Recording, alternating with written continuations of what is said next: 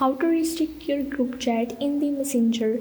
Hey guys, in this quick tutorial I'm going to show you that how you can restrict the group chat in the messenger.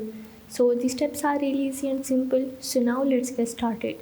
So first of all, you have to open up your messenger application, and here you have to open up the group that you want to restrict, and you just have to go in your profile info, and here you have to scroll down.